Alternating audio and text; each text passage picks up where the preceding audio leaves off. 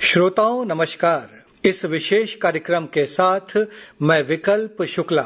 श्रोताओं, छत्तीसगढ़ की राज्यपाल सुश्री अनुसुईया उइके के कार्यकाल का पहला वर्ष आज पूर्ण हो रहा है। बीते साल आज ही के दिन सुश्री उइके ने छत्तीसगढ़ के राज्यपाल के रूप में पदभार ग्रहण किया था। इस एक साल के दौरान सुश्री अनुसुईया उइके ने अपनी संवेदनशीलता से प्रदेश के लोगों को यह एहसास कराया है कि राजभवन के दरवाजे उनके लिए हमेशा खुले हुए हैं।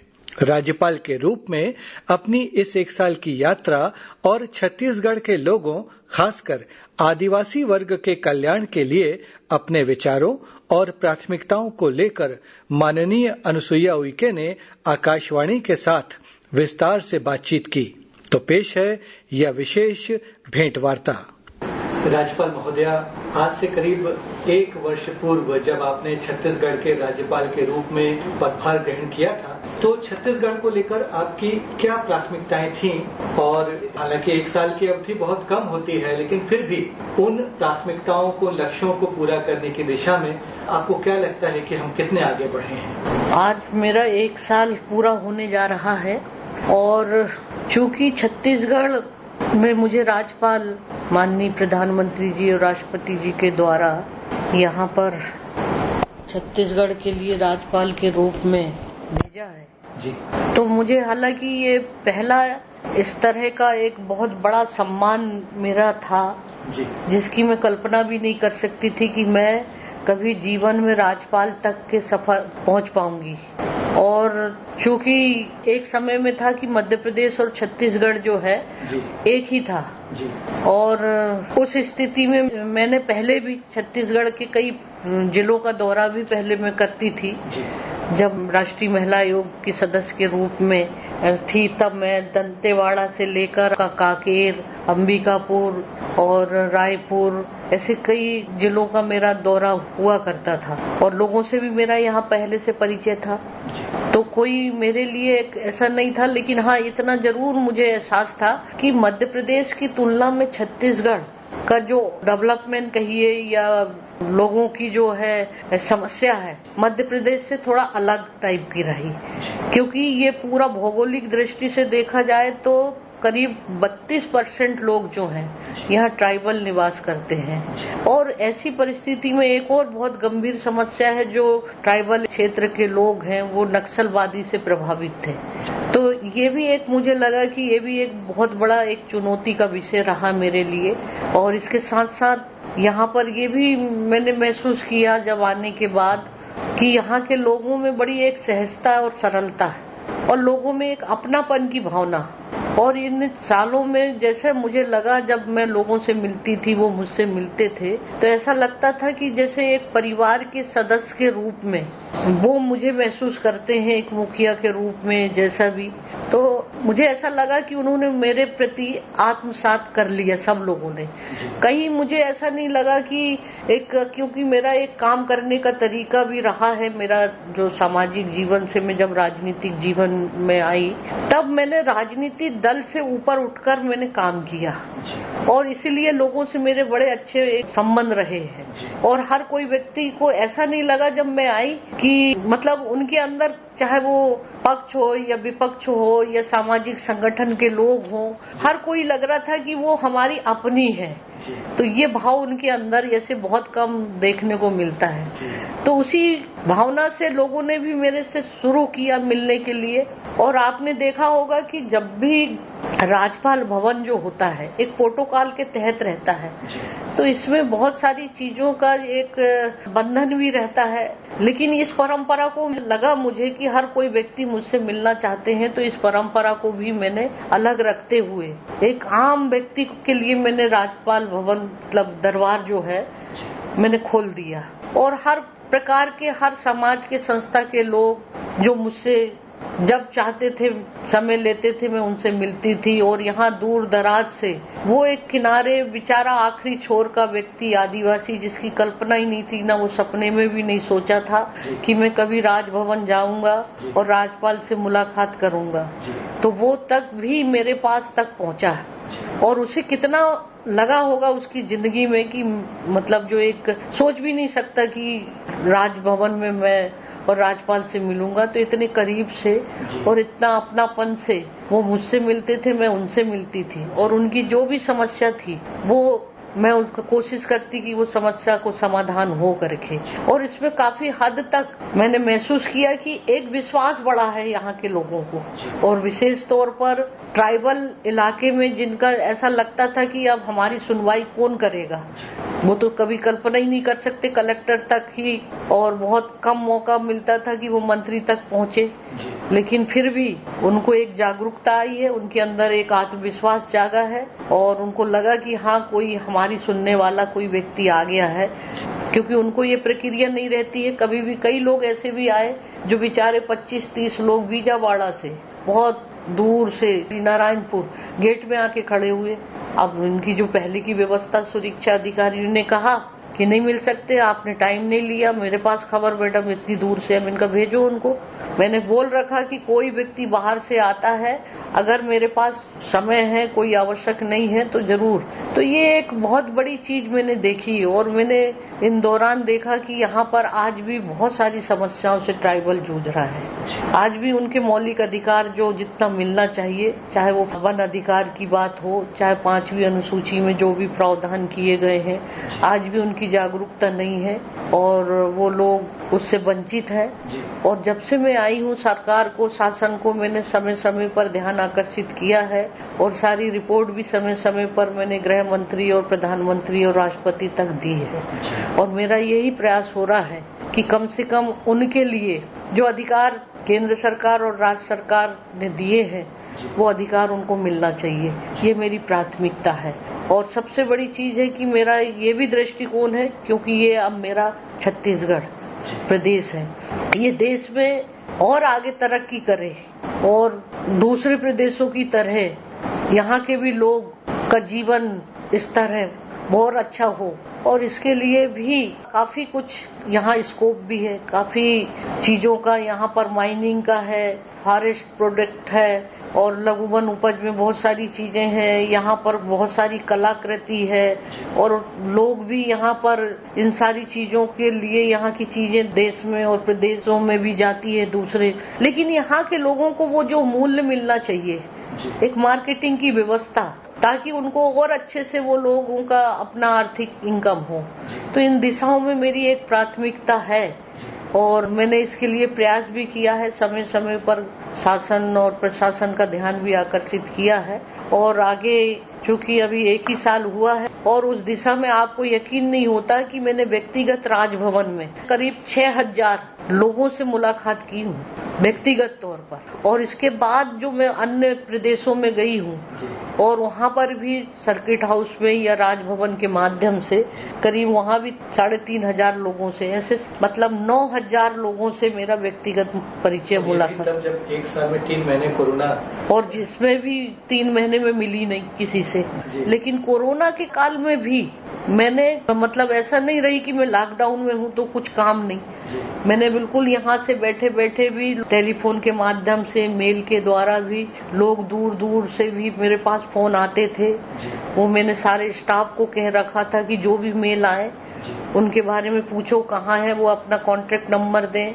उनकी मदद भी मैंने किया, चाहे वो विदेश में बच्चे रहे हों, उनके लिए भी मैंने विदेश मंत्रालय से लेकर होम मिनिस्ट्री तक इससे अवगत कराया।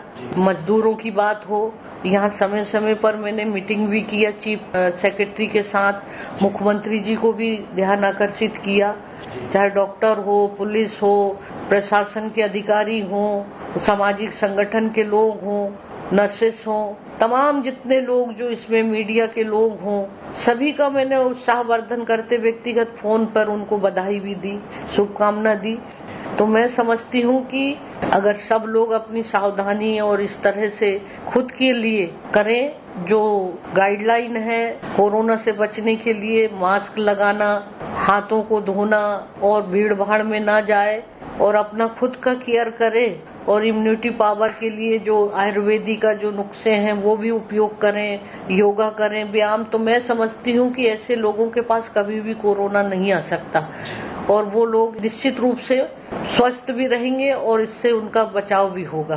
तो एक बात और है, जैसे छत्तीसगढ़ राज्य को एक अलग राज्य बने अब 20 वर्ष होने जा रहे हैं, क्योंकि नवंबर 2000 में ये एक अलग राज्य बना था मध्य प्रदेश से अलग होकर। तो आपके सपनों का छत्तीसगढ़ आप कैसा मानती हैं? किस तरह का होना चाहिए छत्तीसगढ़ से, जो आपको देखते हैं कि क्योंकि अब आप यहाँ के राज्यपाल हैं, संवैधानिक मुखिया है, तो आपको कैसा लगता है कि कैसा होना चाहिए, सपनों का छत्तीसगढ़ कैसा है? देखिए, छत्तीसगढ़ मैंने देखी हूँ कि मैं पूरे देश भर का मेरा भ्रमण हुआ और चूंकि मध्य प्रदेश का तो मेरा गृह जिला रहा है, लेकिन यहाँ पर एक तो मैंने कहा ना कि लोग भी बहुत सहज सरल और यहाँ का जो संगीत भी है वो हृदय को छू लेने वाला है। गीतों में एक इतना भावनात्मक तरीके से जो गीतों के शब्द हैं तो किसी को दिल को छू लेते हैं।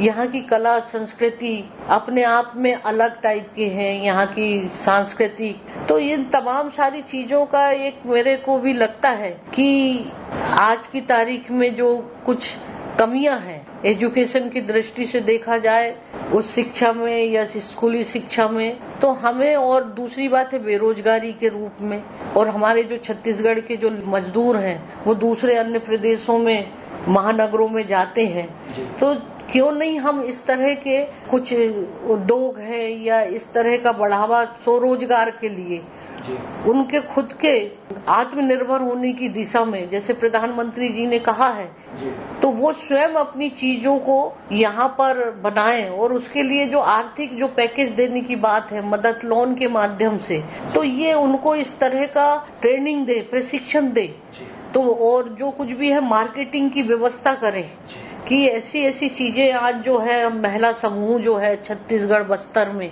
दंतेवाड़ा की ऐसी चीजें बना रही है जिनकी चीजें जो है अगर बाहर जाती हैं बिकती है तो वो आर्थिक रूप से बहुत ज्यादा, यहाँ के मेटल जो बन चीजें हैं, बांस से बनाई चीजें हैं, बहुत सारी चीजें स्कोप है। कृषि के क्षेत्र में धान हमारे यहाँ बहुत कई प्रकार की वैरायटी का चावल यहाँ पर पैदा होता है, सारी चीजें हैं, खनिज संपदा इतना है, फॉरेस्ट का जो है लघु वन उपज है, तो ये सारी चीजों को सरकार प्रयास कर रही है। किसानों के लिए भी बहुत सारी योजना बनाई है। आप जैसे गोबर का जो उपयोग है, यहाँ गोबर से कई तरह की उसमें आज दीपक बना रही है बहनें, आज राखी का भी उसका उपयोग है, बहुत सारी चीजों का उससे खाद का जो निर्माण होगा। लोगों को भी आर्थिक दृष्टि से मदद के लिए भी 2 रुपए किलो जो सरकार ने एक अभियान चलाया है नीति, ये भी अपने आप में बहुत अच्छा प्रयास है। एग्रीकल्चर से जोड़ना चाहिए आज के युवा, नौकरी तो इतने लोगों को नहीं मिल सकती है, और अगर वो लोगों की रुचि जो है तो एक किसान को खेती को लाभ का धंधा कैसे बनाए, उस दिशा में भी हमें शासन स्तर पर इसको प्रयास करना चाहिए। और जो आज कृषि विश्वविद्यालय से भी जो नवयुवक निकलता है तो वो पढ़ाई की ओर जाता है, तो इतनी नई नई टेक्नोलॉजी आ गई है, उस दिशा में अगर वो खेती करे तो उत्पादन जो है कम लागत का भी उत्पादन, और वो अधिक उत्पादन कर सकता है और उससे बहुत कुछ आर्थिक रूप से सक्षम भी हो सकता है। तो ये इस दिशा में भी प्रयास करना चाहिए, और नौकरी का जहाँ तक है व्यावसायिक दृष्टि से जोड़ना, और उसके लिए शासन स्तर पर और हमारा केंद्र सरकार के द्वारा माननीय प्रधानमंत्री जी ने इस कोरोना के संकट काल में भी जो बेरोजगार हो गए हैं, जो छोटी छोटी दुकानें जो चलाते हैं, तो इन लोगों को भी कैसे वो आत्मनिर्भर बने, तो ये इस दिशा में अगर हमारे छत्तीसगढ़ शासन और सब मिलकर अगर प्रयास करते हैं तो मैं समझती हूँ कि हमारा छत्तीसगढ़ अन्य प्रदेशों की तुलना में बहुत आगे प्रगति करेगा।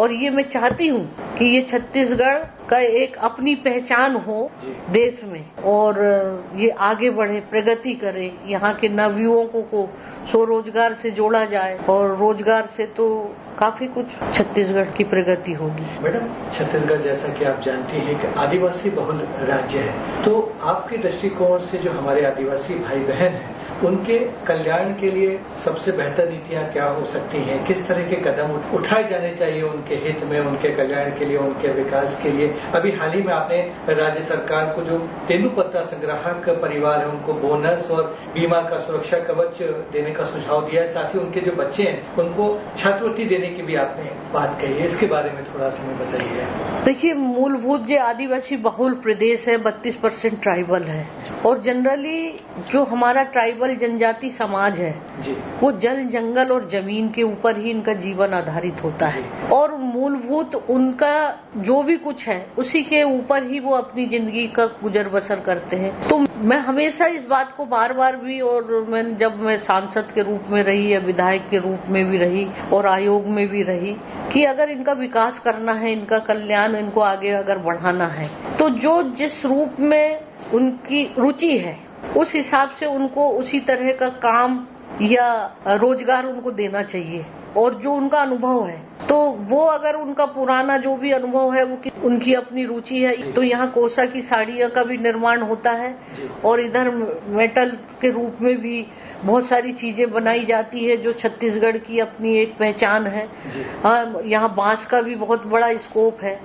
तो इस तरह से दूसरी बात है, फॉरेस्ट की जहाँ तक बात है, ये लोग महुआ, चिरौंजी, गुठली, तेंदुपत्ता, ये इनका जीवन का जीने का यही इनका एक साधन है। आज महुआ का आज आप देखेंगे कि महुआ जो लोग केवल उसका पहले शराब का ही उपयोग करते थे, अब महुआ से बहुत सारा ये मेडिसिन का भी है, इसका उपयोग है। तो सैनिटाइजर भी इस्तेमाल हो रहा है। हाँ, सैनिटाइजर की उसमें हो रहा है और भी कई चीजों का लोग उसकी मतलब बर्फी बना रहे हैं, बहुत सारी चीजें हैं। तो ऐसे चीजों का एक प्रोसेसिंग सेंटर यहाँ पर इनके लिए खोल दिया जाए। आंवला है, हर्रा है, तो जो चीजें आज आयुर्वेदिक के रूप में इन चीजों का बड़ा उपयोग होता है, तो ऐसे छोटे छोटे कुटीर उद्योग के माध्यम से, एक समूह के माध्यम से अगर स्थापित अगर हो जाए। आज तेंदुपत्ता की जहाँ बात आई है, आप बताइए उनका पैसा जो है 597 करोड़ 2 साल से उनका बैंक में जमा किया गया। मैं तो मुख्यमंत्री जी और मंत्री से कहा है कि इन लोगों का पैसा इन बैंक में जमा किया है, 2 साल से इनके बच्चों की पढ़ाई के लिए था और भी कई आपने बीमा का नवीनीकरण समय पे नहीं किया, लोगों की डेथ होती है। तो ये इस तरह का है, तो आप इनके लिए एक संग्रह जो इनका रहता है, इस बार पीछे जितना कोरोना के कारण शायद नहीं हो पाया है, इसमें इनको बहुत ज्यादा इनकी समितियों के माध्यम से लाभांश होता है। अभी कैंपा का पैसा भी बहुत है। तो मैं ये चाहती कि ये पूरा जहाँ भी 5वीं अनुसूचित क्षेत्र में और इनको, और दूसरी बात है कम्युनिटी राइट्स के इनके पट्टे की जरूरत है, इनके वन अधिकार के अंतर्गत इनको पट्टा देना चाहिए। इस पर मैंने निर्देश दिया है, इस पर कार्रवाई हो रही है। तो ये जो आत्मनिर्भर अगर ट्राइबल को देखना चाहते हैं तो आपको उनकी रुचि के अनुसार और उसी तरह का व्यवसाय को जोड़ना चाहिए और प्रोसेसिंग और ट्रेनिंग सेंटर की स्थापना होनी चाहिए, तभी उनका एक अपना वो सशक्त होंगे। और उनके जो बच्चे पढ़ रहे हैं उनके लिए स्पेशल जो है, मतलब जो अच्छे पढ़े लिखे बच्चे हैं, इंटेलिजेंट है, उनको भी इसमें प्रोत्साहन मिलना चाहिए उच्च शिक्षा में भी। और ये NIT हो, IIT हो, इनको ट्रेनिंग के तौर पर इनकी आर्थिक मदद भी देनी चाहिए ताकि वो लोग भी स्वावलंबी बनकर एक आत्मनिर्भर करके वो भी एक समाज के अच्छे अपने परिवार के लिए और अपना खुद का भी सेल्फ और दूसरों को भी वो जागरूक कर सके। और मैंने कहा ना कि ये चूंकि नक्सलवाद से भी प्रभावित है, अब ये जो बात ये है कि ये समस्या क्यों है और ये नक्सलवादी समस्या आदिवासी क्षेत्रों में ही क्यों है और यहाँ पे लोग, आदिवासी लोग उसमें नक्सलवाद से प्रभावित होकर क्यों जाते हैं, तो उसका भी समाधान ढूंढना चाहिए और उनसे पूछना चाहिए। और उनके साथ मैं कहती हूँ, मैं सोच रही थी कि ये जो पुलिस प्रशासन हो, हमारा CRP का जो है ऐसे बटालियन के लोग हैं, ये मैंने कहा उनके जो आए थे सीनियर ऑफिसर, इनके बीच में जाके इनके अपना एक मन को एक अपनाओ, अपनापन बनाओ, उनके साथ मानवीय संवेदना रखो। जिस दिन ये आपके हो जाएंगे उस दिन वहाँ नक्सलवाद ये खुद ही भगा देंगे। ये सोच लेकर अगर आप काम करोगे, अगर बंदूक से कहोगे कि नक्सल खत्म हो जाएगा तो नहीं होगा। इनकी मूलभूत जो समस्या है, समाधान है, इनको रोजगार, इनके बच्चों को पढ़ाई, अच्छी शिक्षा मिले और इनकी जो मूलभूत जो समस्या है, सड़क है, बिजली है, पानी है, देखिए आप उस दिन ये सारी चीजें जनता का सहयोग जो मिलेगा तो ऑटोमेटिक ये नक्सलवाद समाप्त होगा। राज्यपाल महोदया, आप छत्तीसगढ़ के विश्वविद्यालयों की कुलाधिपति भी हैं, तो प्रदेश में उच्च शिक्षा की गुणवत्ता को और बेहतर बनाने के लिए आपके विचार से और क्या कदम उठाए जाने? देखिए, इस संबंध में मैंने सारे कुलपतियों की जब शुरुआत में आई थी, मैंने एक मीटिंग बुलाई थी और मैंने यूजीसी की जो गाइडलाइन के हिसाब से जो दिशा निर्देश सभी विश्वविद्यालय के लिए दिया था कि आज भी हमारे 2-3 ही नेक के उसमें मान्यता प्राप्त हुई है, बाकी को नहीं है, तो इसके लिए भी बहुत जरूरी है कि इसमें गुणवत्ता लाए जाए। दूसरी बात है कि कमी है बहुत ज्यादा व्याख्याताओं की, प्रोफेसरों की, उसकी भी पूर्ति की जाए। दूसरी बात है कि मैंने कहा था कि आप लोग भी मतलब सामाजिक तौर पर भी लोगों को अवेयरनेस लाने के लिए गांव गोद लें, ये प्रयास करें और साथ में शोध के ऊपर भी यहाँ बहुत ज्यादा जरूरत आवश्यकता है। शोध विभिन्न यहाँ पर क्या क्या किया जा सकता है, रिसर्च जो है उसके लिए हमने एक नोडल एजेंसी मैंने बनवाया था। केवल हर विश्वविद्यालय से कांटेक्ट करके और ऐसे प्रोजेक्ट तैयार करें, वो एक नोडल एजेंसी बनाकर, ताकि हम यूजीसी के पास पहुंच सके और इसके साथ साथ इसका ग्रेडेशन अच्छा हो ताकि हमें वहां से सुविधा मिल सके। उसके लिए भी हमने एक विश्वविद्यालय को जिम्मेदारी दी। तो ऐसे अलग अलग विषयों में मैंने नोडल एजेंसी बनाकर जिम्मेदारी दी। और भी कई ऐसे विषय थे, समय पर एग्जामिनेशन लीजिए और समय पे रिजल्ट भी आए बच्चों को। कई बार 1 सेमेस्टर 2 सेमेस्टर के रिजल्ट नहीं आते हैं, बेचारे लोग वेट करते रहते हैं। लेकिन ये सारी चीजों का मैंने समय अवधि के अंदर जो है एक टाइम टेबल आप कैलेंडर बनाइए और उसके अनुसार काम करिए। तो ये इस तरह का मेरा दिशा निर्देश सारे कुलपतियों को मैंने दिया और उस दिशा में उन्होंने प्रयास भी किया और मुझे इसकी सारी रिपोर्ट भी भिजवाई।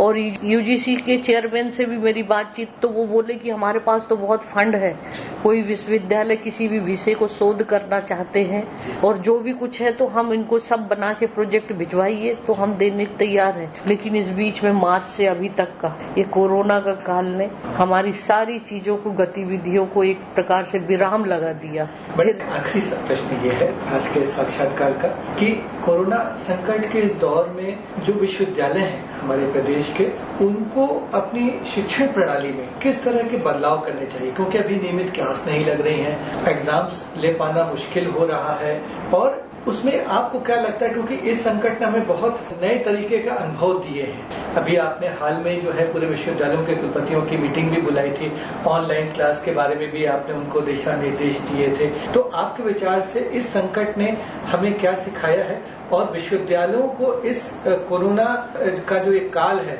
इसमें अपनी शिक्षण नीति प्रणाली में कैसा बदलाव करना चाहिए? देखिए, एक तो सबसे बड़ी चीज है कि इस कोरोना काल के समय मैंने दिशा निर्देश वीडियो कॉन्फ्रेंसिंग के माध्यम से इनको दिया था कि वो अपने स्टूडेंट जितने हैं उनको ये अपना व्हाट्सएप के माध्यम से और ये सारे मैसेज देकर लोगों को जहाँ है जैसे भी हैं उनको जागरूक करें, इसके प्रति कैसे बचना है करके। और इसके साथ साथ बहुत सारे लोगों ने इसमें एनसीसी, एनएसएस, इन लोगों ने सामने आकर काम भी किया। और फिर इसके बाद जो है एग्जामिनेशन की बात को भी पूछा कि किस तरह से, तो उन्होंने कहा कि हम ऑनलाइन का भी जो कर रहे हैं। फिर मैंने कहा कि आज दूराज ग्रामीण क्षेत्रों में बिजली नहीं है, इंटरनेट नहीं है, तो ये बच्चे कहाँ से बोल ले सके, और इनके जितने भी जो हॉस्टल्स वगैरह में हैं वो भी वापस चले गए। तो ऐसी स्थिति में तो पढ़ाई हो नहीं सकती। तो कुछ इस तरह का भी आप सोशल डिस्टेंसिंग के साथ कोई सेंटर पॉइंट ऐसे पास में बना दें ताकि वहाँ पर इनको शिक्षा दी जा सके, और इस तरह का कुछ बनाए। तो हमने कहा कि इन तमाम सारी चीजों को शासन स्तर पर आप ऐसी कोई पॉलिसी नीति बनाए, ये मेरे तरफ से सुझाव था। और उन्होंने भी कहा था कि इस तरह की स्थिति में कहाँ, जहाँ ऑनलाइन की व्यवस्था है वहाँ ऑनलाइन करें। मैंने शिक्षा मंत्री को भी बुलाया था एजुकेशन के, और सेक्रेटरी को भी, प्रमुख सचिव को भी कहा कि आप बताइए। तो बोले हम ऑनलाइन। मैंने कहा ऑनलाइन तो मेरे पास मेल आ रहे हैं और वो लोग तो इंटरनेट है नहीं, बिजली भी नहीं है है और वही छोटे मोबाइल में उनको तो समझ नहीं आएगा। तो फिर मैंने भी कहा कि आप दूरदर्शन या आकाशवाणी के माध्यम से, क्योंकि ये तो सब गांव-गांव में है, आप उनको अगर इस तरह का टाइम समय निर्धारित कर दें तो कम से कम वो घर में भी जो बच्चे हैं वो तो कम से कम पढ़ ले, या कहीं एक बड़ी स्क्रीन लगाकर भी उसको दिखा सकते हैं। ये एक ही तरीका है उसके लिए, और उस दिशा में आप प्रयास करिए। ये मैंने दिशा निर्देश दी हूँ ताकि वहाँ के बच्चों को, क्योंकि ये संकट पता नहीं कब तक होगा, लेकिन उनका समय बर्बाद ना हो, क्योंकि आने वाले समय में अभी बहुत कठिन दौर से पूरा देश भी और सभी इसमें वो, और सतर्कता बहुत जरूरी है बच्चों के लिए। एकदम से स्कूल भी नहीं शुरू कर सकते, मगर ये ही है कि सोशल डिस्टेंसिंग के साथ, और जहाँ ग्रामीण में दूरदर्शन या आकाशवाणी के माध्यम से और ये इसका मैसेज चला जाए, उनको पाठ्य पुस्तक भी पहुंच जाए उनके पास, जो सरकार से मिलने वाली सुविधा भी, और इस तरह से करेंगे तभी उनको कुछ शिक्षा दे सकते हैं। और ऐसे भी लोग आए जो निःशुल्क देना चाहते शिक्षा, तो ऐसे भी गाँव में जो लोग हैं और समाज सेवा के क्षेत्र में, तो आप उनको भी ऑफर करिए। कोई अगर देना चाहते हैं तो अच्छी बात है, वो अपने घर में सोशल डिस्टेंसिंग के साथ या पंचायत में या स्कूल में इस तरह का भी ले सकते हैं उपयोग। ये सारी चीजों की मेरी बात हुई है। मैडम, अंत में जो है आप 1 वर्ष का कार्यकाल ये अभी पूर्ण हो रहा है, इसके लिए आकाशवाणी की ओर से हम आपको बहुत सारी बधाइयां देते हैं, और इसके जो भावी कार्यकाल है उसके लिए बहुत सारी शुभकामनाएं भी आकाशवाणी की ओर से। आपने इस 1 साल में राजभवन को आम जनता के करीब लाए हैं, इसके लिए आप छत्तीसगढ़ की जनता की ओर से बधाई की पात्र हैं। हम चाहेंगे आकाशवाणी के माध्यम से आप प्रदेश की जनता के नाम क्या संदेश देंगी? इस समय प्रदेश की जनता के नाम से यही संदेश देना चाहती हूँ कि ये जो कोरोना जैसा संक्रामक बीमारी आज पूरे देश और दुनिया में आई है, इस समय आप सब लोग बहुत सावधानी बरतनी है, क्योंकि ये इसका कोई इलाज नहीं है। और ऐसी स्थिति में अगर आप स्वयं सावधान और सतर्क रहेंगे तो ये कोरोना आप तक नहीं पहुंचेगा। और इसके लिए जरूरी है कि आप मास्क लगाएं और अपना हाथ साबुन से धों, और भीड़ भाड़ या और भी ऐसी जगह पर ना जाएं बिना मास्क के, तभी आप इससे बच सकते हैं। वरना आज बहुत सारे लोग जो हैं इसकी चपेट में आ रहे हैं, धीरे धीरे हमारे प्रदेश में ये बहुत ज्यादा फैल रहा है। मैं तो आपको यही कहूंगी कि घर से कम निकले और सावधानी रखें। और मेरा जो आज 1 साल हुआ, आप सब लोगों को इस बात के लिए भी मैं धन्यवाद देना चाहती हूँ कि आप लोगों का जो स्नेह मुझे मिला है और जो सम्मान आप लोगों ने भी मुझे दिया, एक आत्मीयता भरा आशीर्वाद भी मुझे दिया है, इसके लिए मैं आप सबको बहुत बहुत धन्यवाद देती हूँ और शुभकामना भी देती हूँ। और जो आपकी अपेक्षा है मेरे से, जो विश्वास आपने मुझे किया है, निश्चित रूप से उस विश्वास और अपेक्षा को मैं कभी निराश नहीं होने दूंगी, और जो हो सकता है इस प्रदेश के कल्याण के लिए, आपके विकास के लिए, वो पूरी तरह से मैं प्रयासरत रहूंगी। इस छत्तीसगढ़ को हम देश में एक अच्छे प्रदेश के रूप में, प्रगति के रूप में लेकर जाएंगे, यही आप लोगों से मैं अनुरोध करती हूँ। और मैं आज इस मौके पर मैं तमाम सारे लोगों को भी बहुत अपनी ओर से बधाई देना चाहती हूँ।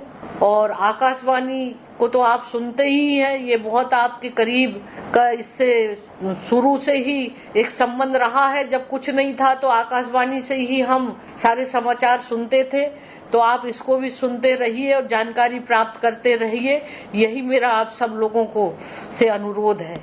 बहुत बहुत धन्यवाद राज्यपाल महोदया, आकाशवाणी को ये समय देने के लिए और इतना अच्छा साक्षात्कार देने के लिए। आकाशवाणी के परिवार की ओर से आपको बहुत बहुत आभार।